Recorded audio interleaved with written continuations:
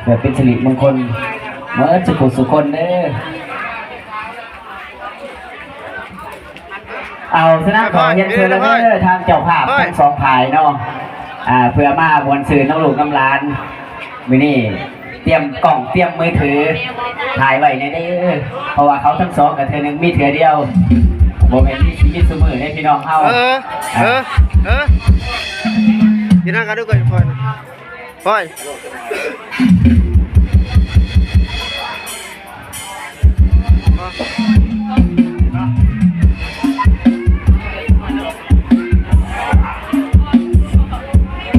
เชิญเชิญ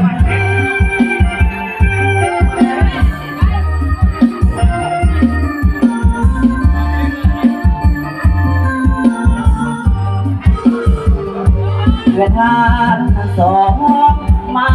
ปองเป็นคู่กันแล้วได้เป็นผัวทิพย์เมียแก่แม่แล้วก็มุ่งสุขสันต์พ่อแม่ญาติ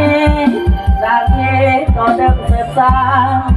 ช่วยเป็นภาระทุกอย่างให้สมดังปรารถนาให้คู่สมรสสมฮักสมหลังโบราณพ่อแม่เพื่อนคู่ทั่วหน้าต่างก็มาให้ไว้บนใจโลกของอาใครยืนยาวมาอย่าแม่พันชั่ววันแก่เขาลงไปทราบเสียงเมียทองขอจงเมียน้องหลั่งไหลแม่เกิดบุญลูกทิ้งกายให้เลิศด้วยปาฏิภาณเพื่อท่านทั้งสองไม้ปองเป็นคู่กันแล้วได้เป็นผัวที่เพียงแก้วแม่แล้วก็คงสุขสันต์แม่ยามทำงานปิดไปอภัยให้กันดวงใจสองใจยืนมาต่อคำหวานผัวเดียวเมียเดียวขอให้เป็นหัวแก้วมีทิพย์เด้อน้องทั้งสอง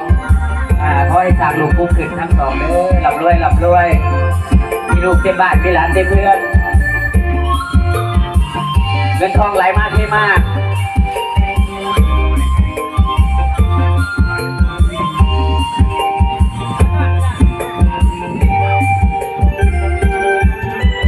โยงของหาใครเงินยาวมาอย่าแบ่งปันชั่ววันแก่เขาลงไปทราบสิ้นเงินทองขอจงเลี้ยงน้องลำลาแม่คุณลูกคุณชายให้เลิศด้วยปาฏิภาณเมื่อท่านทั้งสอ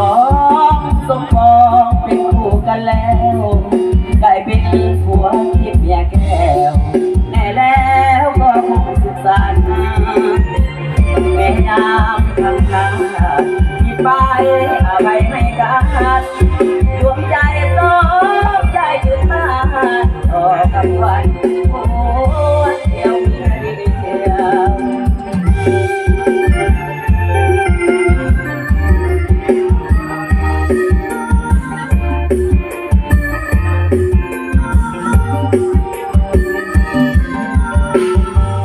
หยุดก่อนเด้อหยุดก่อนมีด่านน้อยหนึ่งด่านกับคนร้ายก็ไม่เดียวหนึ่งด่านกันเอาผู้ใดพี่น้องเอา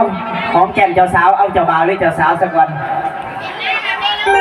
เอาเจ้าบ่าววะถ่ายหุ่นถ่ายไว้สักก่อนเด้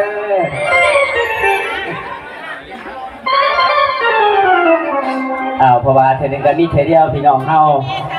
ฉะนั้นเอาเจ้าบ่าวหอมแก้มเจ้าสาวก่อนบ่ไปถ่ายรูปกันเนาะ